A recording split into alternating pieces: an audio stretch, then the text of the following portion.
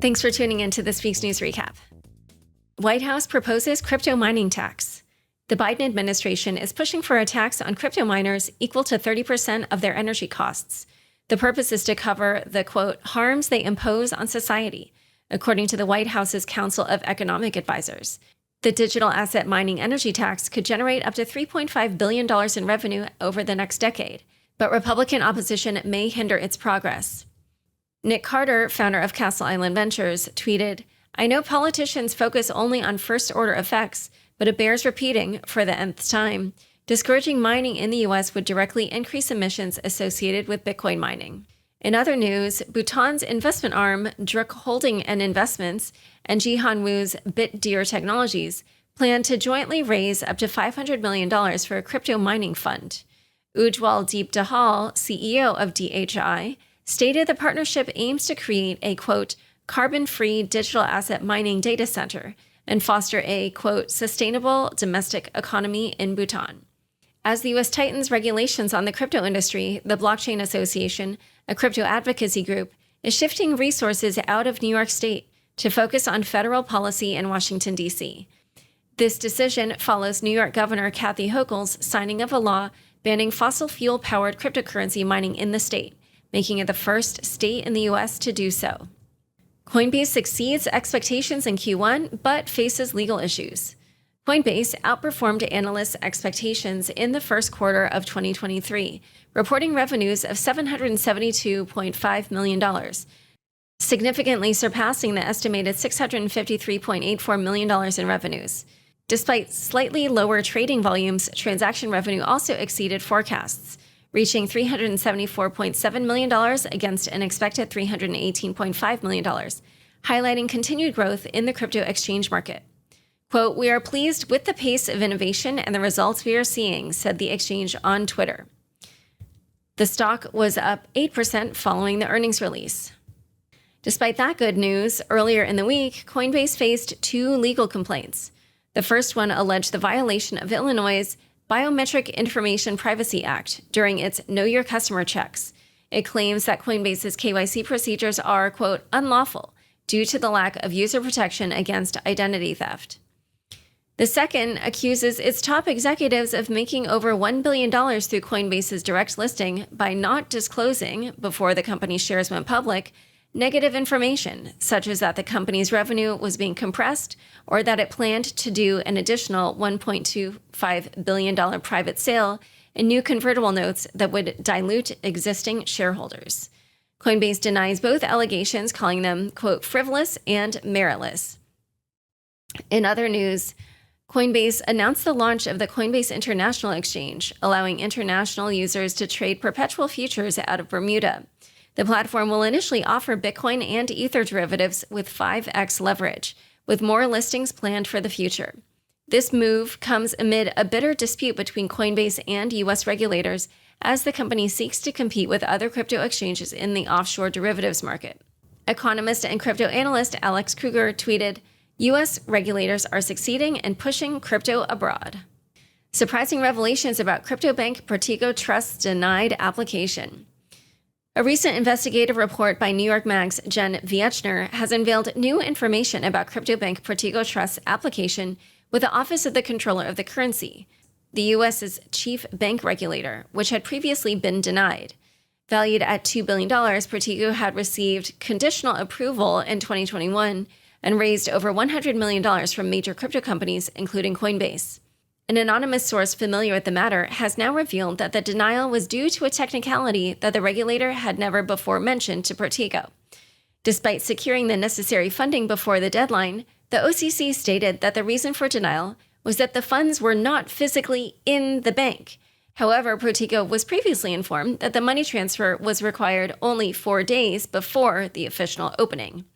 Protego founder Greg Gilman said, quote, "We courted regulation. We did everything that was required. In the end, it feels like there was an unannounced and unexplained policy change that derailed our efforts." This situation, along with others, seems to be another data point that the theory that there's a coordinated effort to cut the crypto industry off from the banking sector, which is dubbed Operation Choke Point 2.0, has merit. Former OpenSea executive found guilty of insider trading. In a groundbreaking verdict, Nate Chastain, ex-head of product at non-fungible token or NFT platform OpenSea, has been convicted of money laundering and wire fraud in a federal court in New York. Chastain was accused of profiting from insider knowledge, making over $50,000 between June and September of 2021 by purchasing NFTs he knew would be featured on OpenSea's homepage. He would then sell them after their prices had jumped. To cover his tracks, Chastain had used anonymous wallets and accounts. U.S. Attorney Damian Williams stated, quote, Nathaniel Chastain exploited his advanced knowledge of which NFTs would be featured on OpenSea's website to make profitable trades for himself. Williams emphasized that despite the case involving digital assets, Chastain's actions were nothing more than fraud. Prosecutors filed charges against Chastain in June of 2022, marking the first insider trading case involving digital assets. Chastain now faces up to 40 years in prison. Celsius founder fights New York fraud allegations. Former Celsius Network CEO Alex Mashinsky has filed a motion to dismiss the New York State complaint against him, which alleges securities fraud and accuses Mashinsky of making false and misleading statements about the safety of assets deposited with Celsius. In his response, Mashinsky argues that the crypto products offered by Celsius were neither securities nor commodities, and blames the company's failure on other forces, such as the Terra USD stablecoin collapse. Meanwhile, Celsius and its creditors are seeking to merge its UK and UK entities, alleging that the distinction between the two was a, quote, sham, and resulted in billions of dollars being fraudulently transferred between them. The company argues that the two entities should be treated as one for bankruptcy purposes, which could prove crucial to recoveries for customers and Series B investors. Poloniex settles sanctions charges. Crypto exchange Poloniex has agreed to pay a $7.5 million fine to settle a civil liability lawsuit concerning apparent sanctions violations.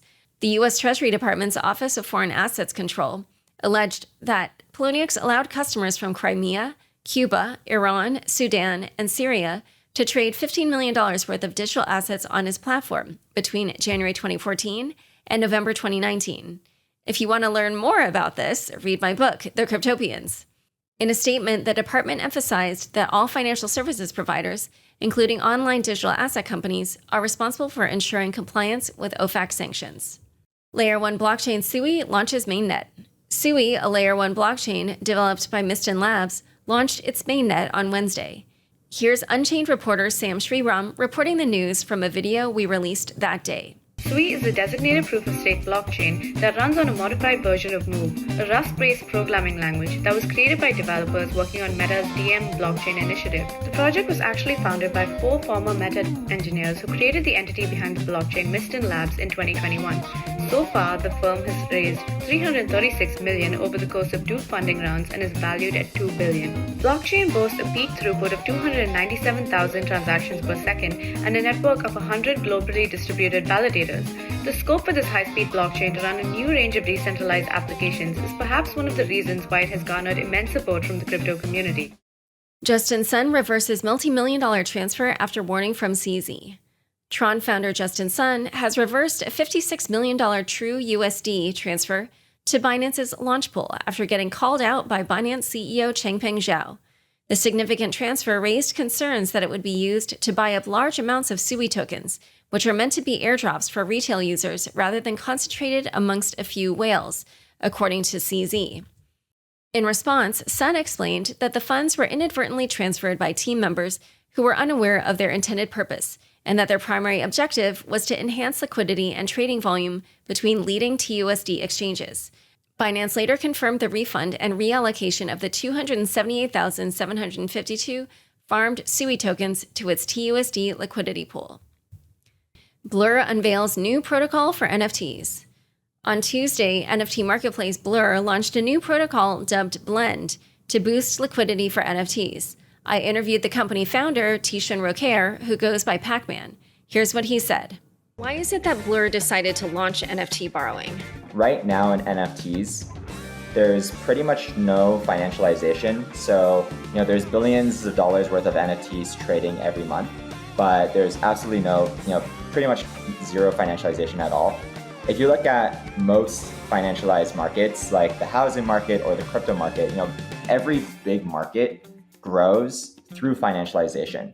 So even if you look at like Bitcoin, for example, 90% of Bitcoin volume is from derivative volume. It's not from, spot volume. Similarly, in the housing market, it's, the majority, when people buy their houses, they buy it with a mortgage. They don't pay all the money up front. In NFTs today, we're still at the very early stage of this market where there isn't any sort of financialization.